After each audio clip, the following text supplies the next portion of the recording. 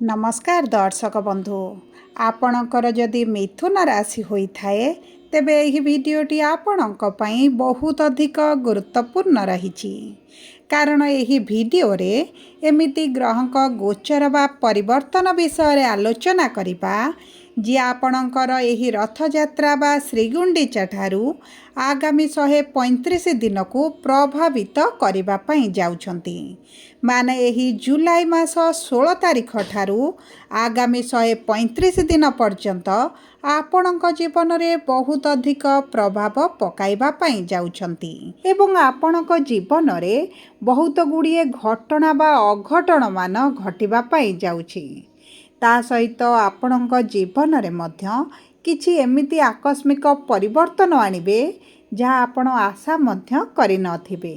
देखंतु ज्योतिष शास्त्र अनुसार शनि को गोटे पाप ग्रह क्रूर ग्रह एवं न्यायर देवता बा कर्मर स्वामी बोली मध्य कुहा जाय थाए एवं शनिकर प्रभाव रे समस्तक जीवन रे किछि ना किछि अशुभ ही घटी थाए ताहा आपणकर शनिकर 7.5 हो शनिक 2.5 हो शनिक महादशा बा अंतर्दशा हेउ आपण को किछि ना किछि तो अशुभत्वर सम्मुखीन हेबाको पड़िबो एवं जदि आपणक कुंडली रे शनि खराब स्थिति रे थिबे तेबे आजीवन आपण को किछि ना किछि दुख कष्ट पीड़ा मध्य देई गति करिबाको पड़िथाए किंतु एही शनिकर रथयात्रा परठारु बक्री हेबा एवं तांकर प्रभाव आपणक जीवन रे द्विगुणित होई जिबाटी आपणक जीवन रे बहुत अधिक प्रभाव पकाइबो किंतु देखंतु जेहेतु शुभ कार्य देवतांकर स्वामी नवग्रहंकर स्वामी आशीर्वादर देवता देवगुरु बृहस्पति अस्त होई जिबे एही रथयात्रा ठारू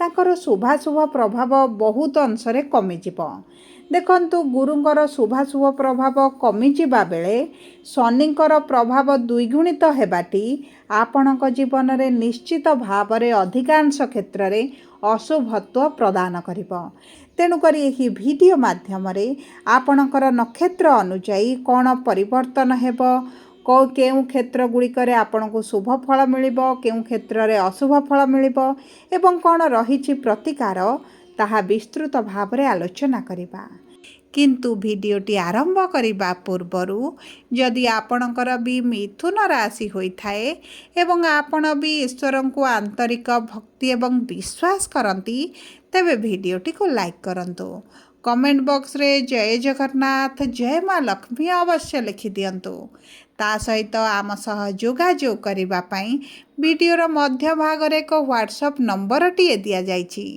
जो नंबर साहाय्य आपण आम सह जोगाजोग करी निजर नूतन कुंडली प्रस्तुत करि परिबे कुंडली विश्लेषण कराई परिबे किंबा आपणकर चाकरी विवाह व्यवसाय प्रेम संपर्क शिक्षा स्वास्थ्य संतान को नहीं किसी समस्या रही ताहार सहजरे एवं स्वल्प मूल्य रे समाधान करि परिबे सेतिपई आपण आम सह वीडियोर शेष पर्यंत जोड़ी होई रुहंतु एवं व्हाट्सएप नंबर माध्यम रे आम सह जोगाजोग करी खूब कम मूल्य रे आपणक समस्यार समाधान करंतु एबे आसंतु कार्यक्रमटी को आग को बढ़ाइबा एवं जानिबा केउं केउं बड़ परिवर्तन आपणक जीवन रे हेबाकु जाउची एही प्रमुख ग्रह मानकर राशि परिवर्तन चलन परिवर्तन स्थिति परिवर्तन रे विशेष भाव रे रथयात्रा परठारु देखंतु आपणकर भाग्यर भाव रे राहु विराजमान होइथिबारु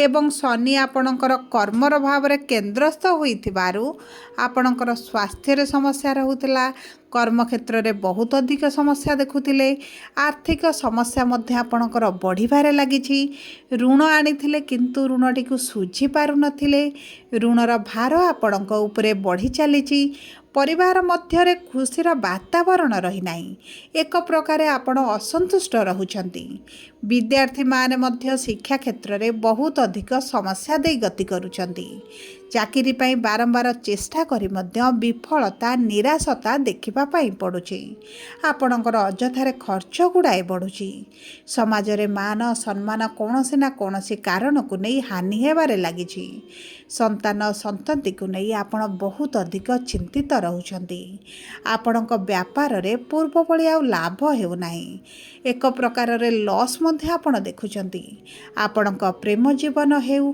बा आपणक दाम्पत्य जीवन हेउ छोट छोट कथा को नहीं कलह लगी रोचे समस्या बढ़ी चली आपण बहुत अधिक मानसिक दुश्चिंतार रोचंती।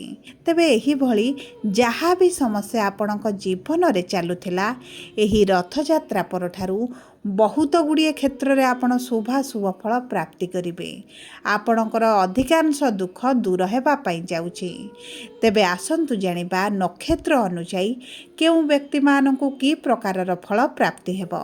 सर्वप्रथमे जानिबा मृगशिरा मिथुन 5/3 मिथुन राशिर व्यक्ति विशेष मानकर मंगल हेउछंती नक्षत्राधिपति एवं धनर भावरे विराजमान करिछंती। एही समय मध्यरे परिवार कुटुंब प्रियजनक सहित जो खराब परिस्थिति लगी रही छोट छोट कथा को नहीं झगड़ा मनमालिन मतभेद लगी रही से सब क्षेत्र में आप शुभ फलाफल प्राप्ति करेंगे। संतान प्राप्ति पाई अति प्रबल योग बनुछि। आपणकर जदि संतान सुखरु वंचित रही तेबे आपन को सही सुख गुड़िक प्राप्त हो एवं ता सहित षष्ठ भाव को गुरुंकर पंचम दृष्टि थिबा कारणरू आपणकर जे गुप्त शत्रु वृद्धि होइचंती से माने नाश जीवे। आपणकर जदि ऋण करज वृद्धि घटी धीरे धीरे कमिबा आरंभ हेबो। विशेष भाव में आपन जदि किछि लोन पाई अप्लाई करिसंती कोनोसी जगह पैसा पाई वेट करिसंती बारंबार दौड़िबा परे मध्ये आपन को प्राप्त होई पारु नथिला तेबे मध्ये आपन को सही अर्थ गुड़िक प्राप्त होई जिवो। एवं सबुठारु बड़ कथा हेउची जदि आपन प्रेम संपर्क रे अछंती प्रेम विवाह करबा पई चाहुचंती तेबे आपणक संपर्क को आग को बढ़ाइले आपणक पई सुखदायक रहिबो। किछिटा जदि आपण मिथ्या संपर्क रे रहिचंती आपणक सहित छलना प्रतारणा धोखा भली परिस्थिति चलीची तेबे एही समय मध्यरे आपणकर किछिटा मिथ्या संपर्क मध्य कटि जाई पारे। एवं देखंतु आपणकर सूर्य मंगल एकत्र द्वितीय भाव रे थिबारु आपणकर वाणी उपरे टिके नियंत्रण आनिबे। किंतु कर्मर भाव रे शनि विराजमान होइथिबारु आपण जदि कर्म संधान रे रहिचंती आपणको कर्म प्राप्त होइजिबो। नूतन चाकरीर बहुत भल संभावना रही आपण को नूतन चाकरी प्राप्त होई पारे किंबा पूर्वर जदि चाकरी क्षेत्र रे अछंती किछिटा परिवर्तन चाहुचंती तेबे मध्य आपणकर होइजिबो। किंतु ट्रांसफर क्षेत्र रे आपण विलंब देखि पारंती। एबे आसंतु जानिबा आद्रा मिथुन राशि 6/3 मिथुन राशिर व्यक्ति विशेष मानकर राहु हेउछंती नक्षत्राधिपति एवं विराजमान करिछंती नवम भावरे। पितांक सहित जो मनमालिन मतभेद रही पितांक सारू जो सपोर्ट मिलुनी आपण जेतिके आशा करूछंती ताहा जो मिली पारु नथिला धीरे धीरे मिलबा आरंभ होइजिबो। देखंतु गुरुंकर नवम दृष्टि आपणकर कर्मर भाव को थिबा कारणरू मान सम्मान वृद्धि घटिबो। आपणक कार्य को नहीं प्रशंसित करा जाय पारे। आपणक प्रमोशन होई पारे सैलरी रे इंक्रीमेंट देखा दे पारे। आपण एक्स्ट्रा रोजगार करि पारंती आपणक आय रे वृद्धि घटिबो एवं एही समय मध्यरे आपण निज पाई किछि अर्थ खर्च करि पारंती निज प्रिय परिजनक पाई किछि अर्थ खर्च करि पारंती कौनसी जगह को आपण ट्रैवल करि पारंती आपणक दूर यात्रा होई पारे किछिटा तीर्थ यात्रा होई पारे एवं एही समय मध्यरे आपणकर अचानक विवाह मध्य ठीक होई पारे। आपणकर विवाह फिक्स होई पारे किंबा विवाह मध्य होई पारे। एबे आसंतु जानिबा पुनर्वसु मिथुन 7/3 मिथुन राशिर व्यक्ति विशेष मानकर देवगुरु बृहस्पति हेउछंती नक्षत्राधिपति एवं गुरु आपणक धनर भावरे त्रिकोण रे उच्चस्थ होइछंती। जेहेतु गुरु अस्त होइजिबे एही रथयात्रा परठारु आपणकर देखिबे परिवार कुटुंबक मध्यरे किछि ना किछि कथा को नै मनमालिन मतभेद रहिबो। आपण असंतुष्ट रहि पारंती किंतु आपणक प्रेम जीवन रे वैवाहिक जीवन रे शुभ फलाफल प्राप्ति करिवे। जदि पति पत्नी मध्य किसी समस्या चली ताहा दूर हो एवं ता सहित जदि आपण उभय किसी कार्य आरंभ करने चाहूले किंबा आपण जदि पार्टनरशिप रे किसी कार्य करुले से सब क्षेत्र में शुभाशुभ फल प्राप्ति हेब। आपणक दैनंदिन रोजगार रे वृद्धि घटिबो एवं आपणकर सप्तमाधिपति एवं दशमाधिपति हुई जेहेतु धनर भाव में अछंती कर्म क्षेत्र में आपन को स्वच्छल परिस्थिति देखा मिलिबो एवं आपन को अर्थ रोजगार करिवार नूतन माध्यम मान गुड़िक प्राप्त होइजिबो। जदि आपण किछिटा व्यवसाय करूछंती तेबे व्यवसाय रे लाभ वृद्धि घटिबो। मंगल हेउछंती एकादश भावर अधिपति एवं विराजमान करिछंती धनर भाव रे जे कारणरू आपणकर किछिटा नूतन कार्य आरंभ करि पारंती व्यवसाय को विस्तार करि पारंती एक्स्ट्रा ड्यूटी एक्स्ट्रा काम करी आपण अधिक अर्थ रोजगार करि पारंती जे कोनोसी कारणवशतः आपण ଆପଣଙ୍କର ଆର୍ଥିକ ସ୍ଥିତି ଯେହେତୁ ମଜବୁତ ହେବ, ଦୀର୍ଘ ଦିନର କିଛି ନା କିଛି ଅଭିଳାଷ ଆପଣଙ୍କର ପୂରଣ ହୋଇଯିବ। ଯଦି ଆପଣ କିଛିଟା ଜମି ଭୂମି ଯାନବାହନ କ୍ରୟ କରିବା ପାଇଁ ଚାହୁଁଥିଲେ, ତେବେ ଆପଣଙ୍କ ପାଇଁ ଅତି ଉତ୍ତମ ସମୟ ରହିଛି। ବିଦ୍ୟାର୍ଥୀମାନଙ୍କୁ ଉଚ୍ଚଶିକ୍ଷାର ବହୁତ ଅଧିକ ସୁଯୋଗମାନ ମଧ୍ୟ ପ୍ରାପ୍ତ ହେବ। ଏବେ ଆସନ୍ତୁ ଜାଣିବା କ'ଣ ରହିଛି ସହଜ ଏବଂ ସରଳ ପ୍ରତିକାର। ଦେଖନ୍ତୁ, ଆପଣ ପ୍ରତ୍ୟେକ ବୁଧବାର ଦିନ ପ୍ରଭୁ ଗଣେଶଙ୍କ ପାଖରେ ଦୁବ ଘାସ ସହିତ ଲଡ଼ୁ ଅର୍ପଣ କରନ୍ତୁ। ତା ସହିତ ଗୁରୁଙ୍କର ବୀଜ ମନ୍ତ୍ର 108 ଥର ପାଠ କରନ୍ତୁ।